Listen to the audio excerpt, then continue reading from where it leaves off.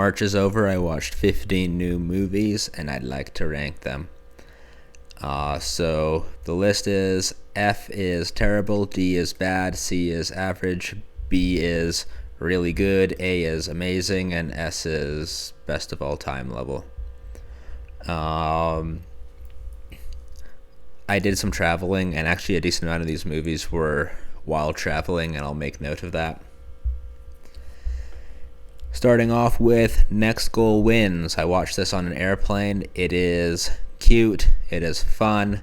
It is not Taika Waititi's best film, but it's not as bad as some people say. It's at the very top of C. Dune Part 2. It is an experience.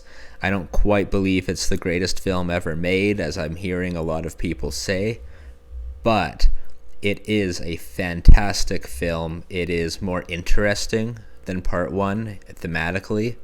And I think the performances are a step up, and the action is obviously a step up from the first one. That said, it did kind of feel like they shot this quickly. Because this film had a very quick turnaround on it. And I think there were a couple scenes where you could tell where there just wasn't enough coverage caught or whatever. Perfect Days also lands in A. Perfect Days is about a toilet cleaner in Japan, just living his life. You see his daily routine. He has 6 lines of dialogue in the first 2/3 of the movie, but the movie is just very sweet, and also has a lot more going on under the surface than you initially think, as certain reveals are made in the third act. But yeah, and I will add Koji Yakusho probably, well, not just probably, he did deserve an Oscar nomination, and he probably should have won for his performance in this movie. In the Land of the Headhunters. This is the earliest surviving Canadian film. It is a docudrama about the Kwakiutl people in the Queen Charlotte Islands. It was pretty fascinating, actually. There are some shots that are beautiful, and it was nice to see like Native American culture being authentically portrayed 100 years ago. The movie itself is somewhat boring, however. Love Lies Bleeding. This one is a fun crime thriller.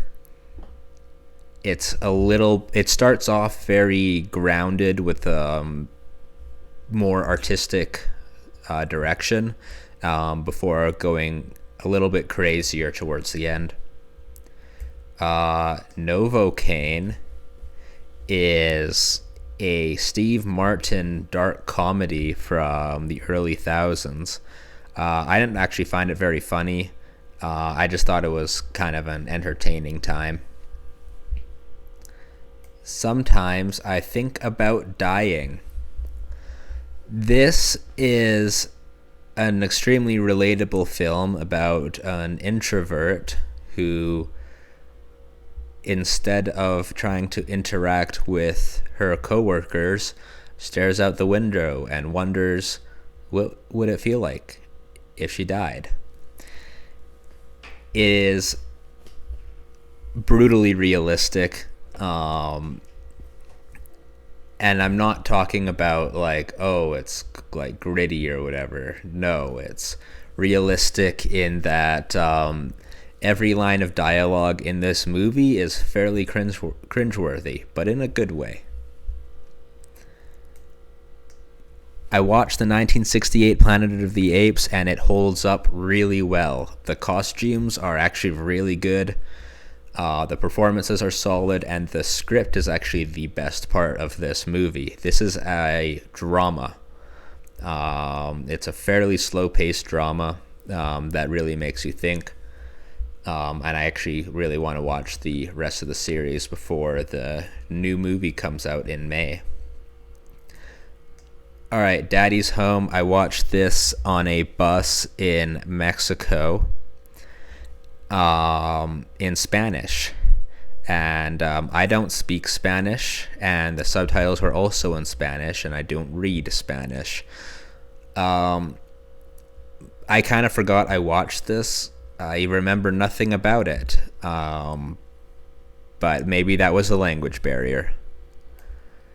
The Night Clerk. I watched this also under the same circumstances as Daddy's Home, except my friend sitting next to me does speak Spanish, and so he was translating the movie to me, and we kind of just made fun of the movie. It wasn't great. It was somewhat entertaining watching it the way we did, which I think is the best way to watch it. Where the Crawdads Sing, same thing as the other two. Watch it in Spanish. Don't speak Spanish, but the cinematography was very pretty. Nine Eye and Waipo. This is just a very cute documentary director Sean Wang made about his grandparents. He has a new movie, Diddy, coming out this year, and that's supposed to be very good.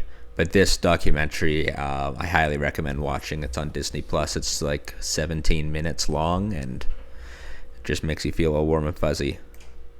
The King's Daughter is quite bad. It is a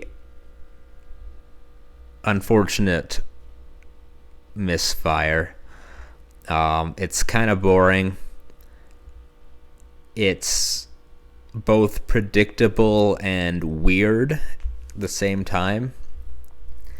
And yeah, no wonder they held on to this movie for 7 years. It's not the worst movie ever made, but it is a bad movie. It's bad in every regard, but it's not a disaster really in any of the. Dune, 1984. This movie is a disaster. This is the worst movie I saw in the last month. Yeah, they have an exposition problem in this movie. I feel like they explain more about the world than they do in the Denis Villeneuve films.